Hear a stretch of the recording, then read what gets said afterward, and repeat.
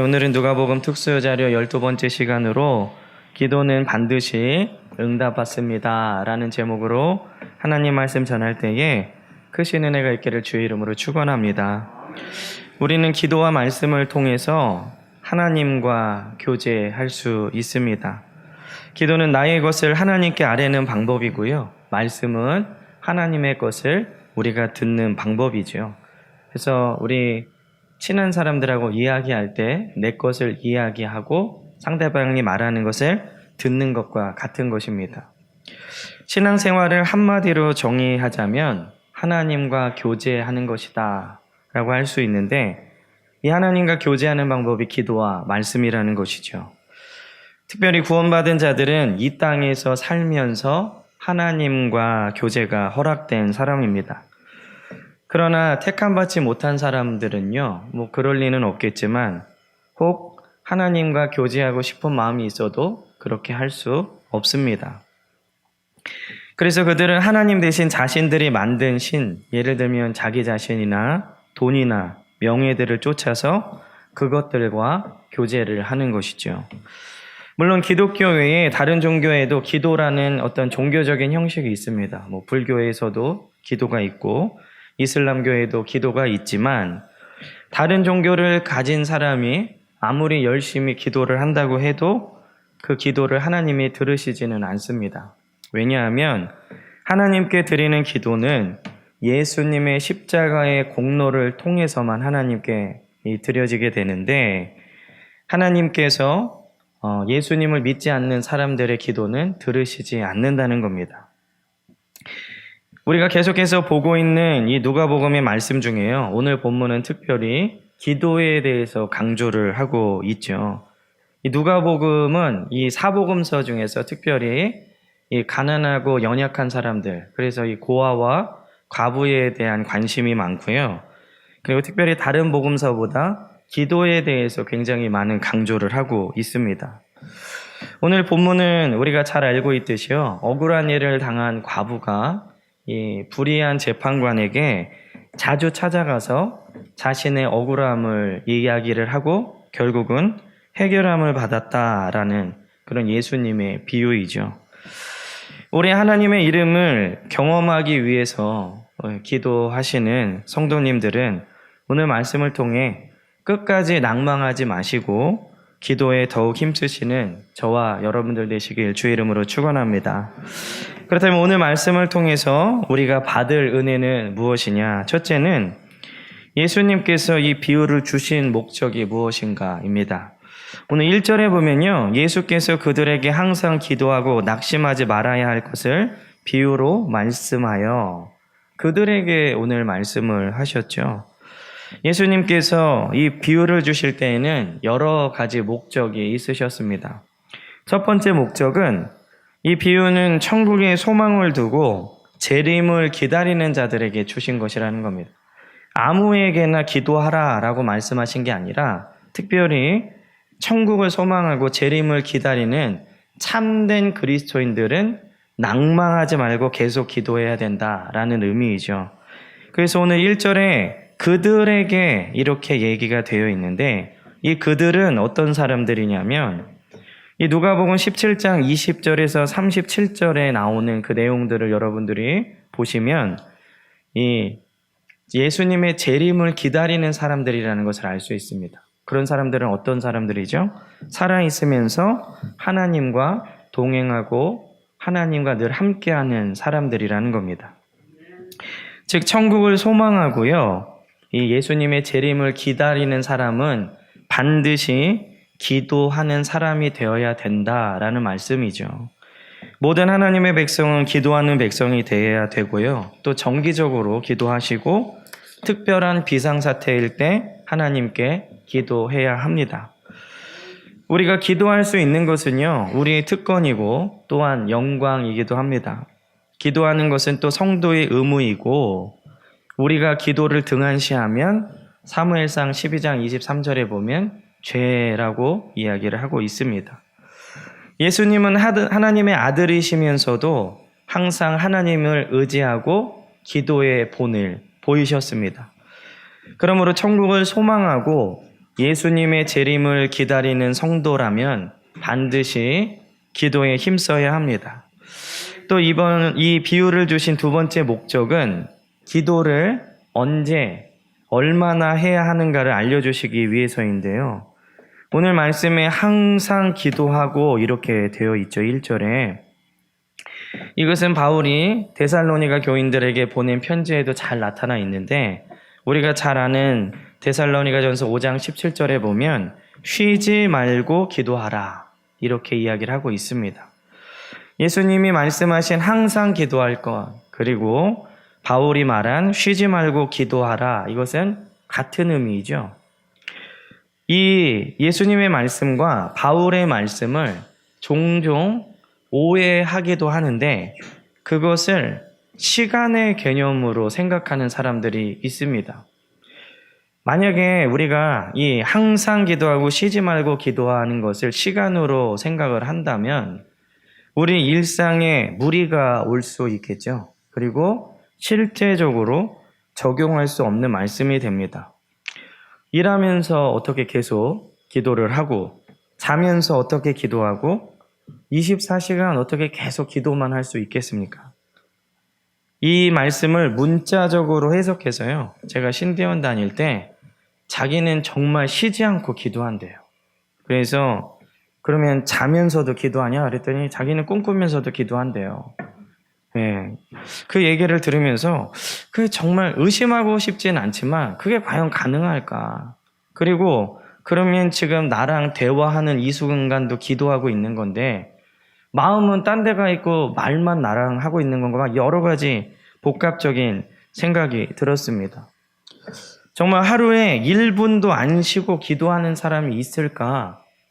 뭐 예수님도 이렇게 하시지 않으셨을 텐데, 그렇게 24시간 내내 쉬지 않고 기도하라라는 의미로 받아들인다면 우리는 생활이 전혀 되지 않을 것입니다. 오늘 예수님의 말씀인 항상 기도할 것, 바울이 전한 쉬지 말고 기도하라라는 이것은 문자적으로나 시간적으로 해석해야 될 것이 아니라 오히려 이 말씀의 의미는 끈덕짐이라는 말씀으로 대신할 수 있습니다. 이 얘기는 뭐냐면 계속해서 끈덕지게 기도하라. 그러니까 오늘 항상 기도하고, 이 말씀은 끈덕지게 기도하면서 실망하지 말아라, 이렇게 고쳐서 우리가 말할 수 있겠죠. 그래서 제가 여러분들에게 몇 번 강조했지만 기도는 응답 받을 때까지 기도하는 겁니다. 여러분들이 응답 받으실 때까지 기도했다면 그것은 쉬지 않고 항상 기도한 것이 되는 것이죠. 많은 사람들이 기도 응답 받기 전에 포기하거나 낭망하는 경우가 많이 있습니다. 그래서 오늘 예수님께서 비유를 주신 세 번째 목적이 기도하다 낙심하지 않게 하기 위해서 이 말씀을 하셨습니다. 예수님은 기도하고 낙심하지 말아야 될 것을 위해서 이 비유로 말씀하셨는데, 택함 받은 자라도, 또 늘 열심히 기도하는 자라도 낙심하는 경우가 종종 있죠. 우리는 기도의 응답이 늦어질 때 낙심할 수 있습니다. 그리고 영적으로 무기력하게 되고, 심한 경우에는 영적인 침체에 빠져서 하나님을 향한 열정과 하나님을 사랑하는 그 마음들이 식어지게 될 수도 있습니다. 사탄은 종종 우리 마음에 낙심을 심어서요, 하나님과 멀어지게 합니다. 이것은 기도하지 않기 때문에 오는 도전이 아니라 오히려 기도하는 사람만이 인내하지 못해서 오는 도전이라고 할 수 있죠.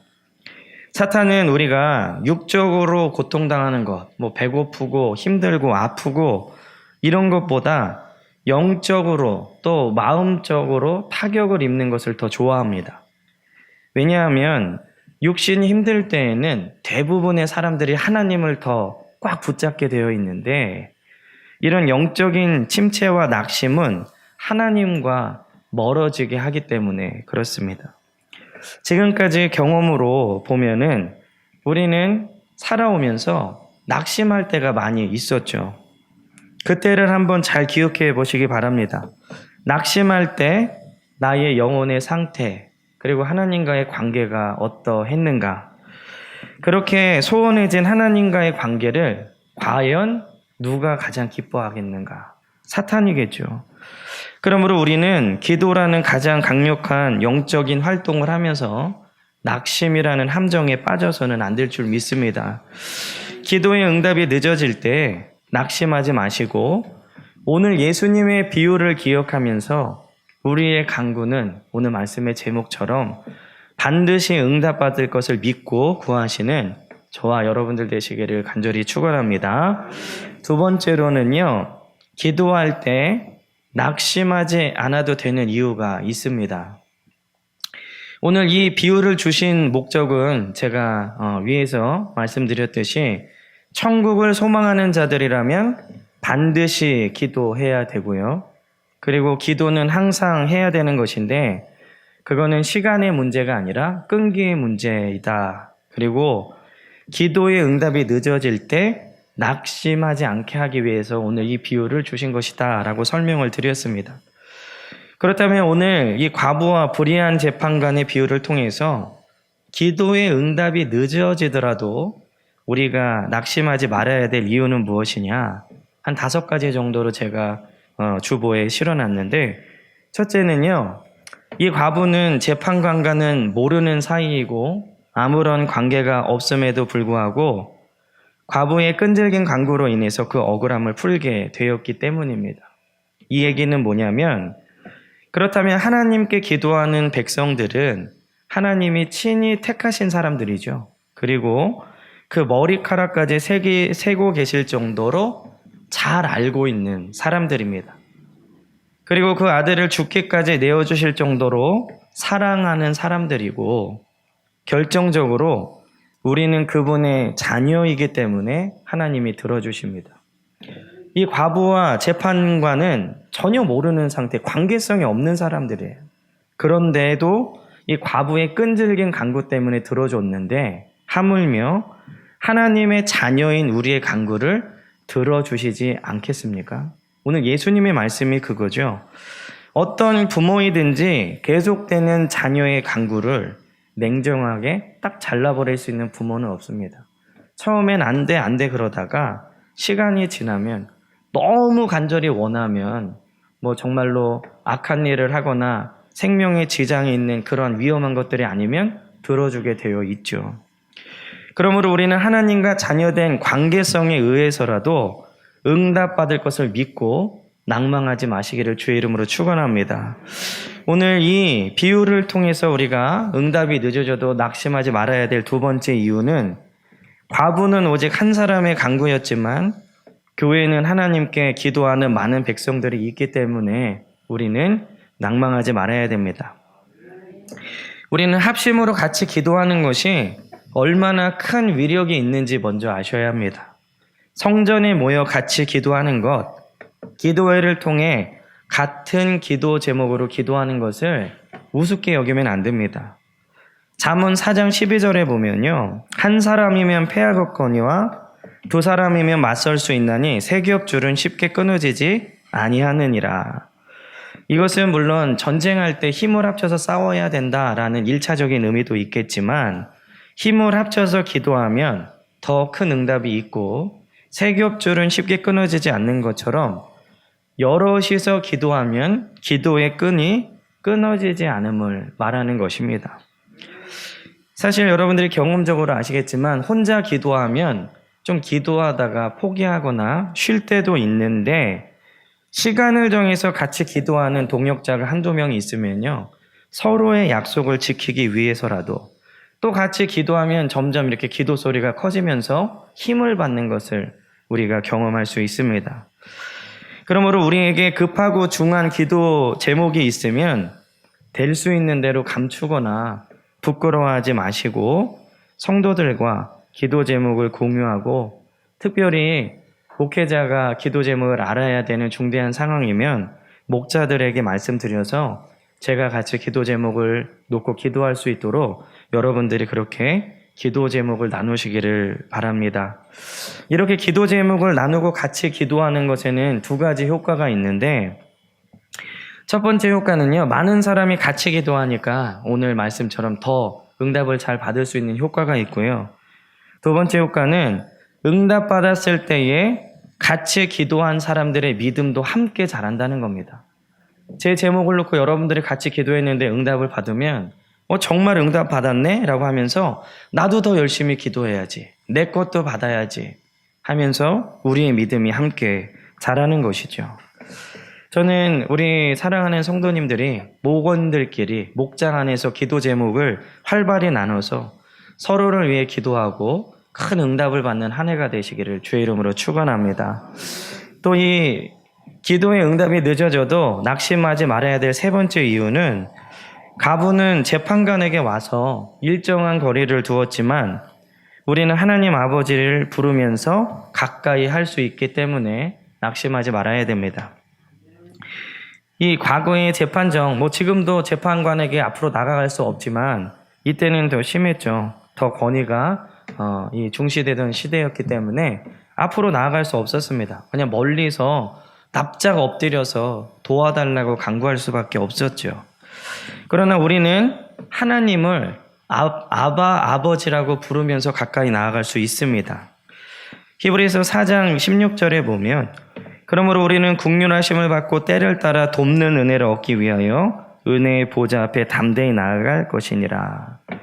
아무래도 멀리서 구하는 것보단 가까이 이 얼굴 표정도 다 보이면서 생생하게 간구할 수 있으면 더 이 전달이 되겠죠.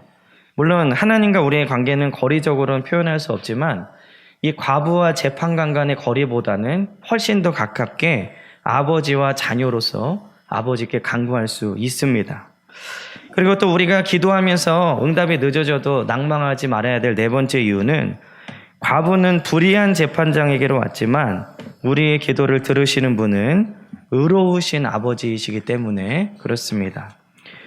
이 불의한 재판관은요, 자기 마음에 따라 안 들어줄 수도 있는데 우리 의로우신 하나님은 기도에 대해서 예수님의 이름으로 구하면 들어주시겠다라는 약속을 하신 분이고 하나님은 의로우시기 때문에 약속을 파기하지 않으십니다. 우리는 다만 그것을 믿고 아버지께 구하면 되는 것이죠. 그리고 우리가 이 기도의 응답이 늦어진다고 낙심하지 말아야 될 다섯 번째 이유는 과부는 순전히 자기 생각으로 재판관에게 왔지만 우리는 성령의 인도하심으로 기도할 수 있습니다.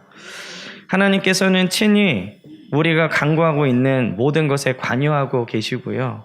특별히 성령께서 우리 안에 계셔서 우리를 위해 간구해 주시고 말할 수 없는 탄식으로 탄식하십니다. 이 로마서 8장 26절에 보면 이와 같이 성령도 우리의 연약함을 도우시나니 우리는 마땅히 기도할 바를 알지 못하나 오직 성령이 말할 수 없는 탄식으로 우리를 위하여 친히 간구하시느니라. 기도의 경험이 있으신 분들은 아시겠지만 처음에 기도할 때는 내 급한 것들 막 주님께 아뢰다가 어느 순간 마음속에서 이 우러러 나오는 기도 제목들이 있습니다. 성도들이 생각나거나 아니면 다른 기도 제목들이 막 마음에서 올라오는 것이죠. 그러면서 뜨거운 눈물과 감격이 넘쳐나는 겁니다. 그리고 그것을 기도하고 난 후에 그 하나님께서 부어주시는 놀라운 기쁨이 삶 가운데 넘쳐나는 것이죠. 어제 어떤 권사님의 이야기를 들었는데 처음에 기도를 할 때 30분도 좀 힘들었는데 요즘에는 1시간도 기도하는 것이 그렇게 힘들지 않다. 30분에서 1시간을 기도하는 게 점점 기도의 이 시간이 늘어나더라는 거죠. 그러면서 그것을 마치고 난 다음에 그 기쁨이나 그 감사함이 넘쳐나서 생활 속에서 화가 나는 것도 참을 수 있게 되더라는 겁니다. 그 얘기가 너무 어떤 얘기인지 잘 아니까 공감이 가는 거죠. 기도를 경험하신 분들은 아마 저의 이 이야기가 공감이 가실 것입니다. 그러므로 우리는 낙심할 필요가 없죠. 과부는 어떤 사람인가? 아무것도 의지할 것 없는 그런 사람입니다. 이 불의한 재판관 말고는 아무것도 의지할 것 없는, 그래서 너무나 간절하기 때문에 전혀 관계성도 없고 착하지도 않은 불의한 재판관에게 매달릴 수밖에 없었던 것이죠. 오늘 우리는 이 과부의 모습을 보면서 우리가 세상에서 의지할 것이 있더라도 그것을 의지하지 않고 하나님만 의지하고 간구할 때 우리는 하나님의 능력을 경험할 수 있는 줄 믿습니다. 오늘 전심으로 기도하시고 응답이 늦어지더라도 낭망하지 않고 반드시 우리에게 부어주실 하나님을 믿고 간구하시는 저와 여러분들 되시기를 주의 이름으로 간절히 축원합니다. 마지막으로는요, 인자가 올 때에 세상에서 믿음을 보겠느냐입니다. 오늘 8절에 보면 내가 너희에게 이르노니 속히 그 원한을 풀어주시리라. 그러나 인자가 올 때에 세상에서 믿음을 보겠느냐 하시니라. 저는 이 예수님께서 항상 기도하고 낙심하지 말아야 될 것을 비유로 말씀하시면서 결론에 인자가 올 때에 세상에서 믿음을 보겠느냐 이렇게 말씀을 맺고 계시거든요. 이게 왜 낙심하지 말고 항상 기도할 것에 대한 결론일까? 그리고 인자가 올 때에 세상에서 믿음을 보겠느냐? 이게 무슨 말인가? 믿음을 보시겠단 말씀이냐? 안 보겠단 말씀이냐? 잘 헷갈리죠? 그런데 다른 성경 버전들을 참고하면 이 말의 의미는 재림 때에 인자가 믿음을 찾겠느냐?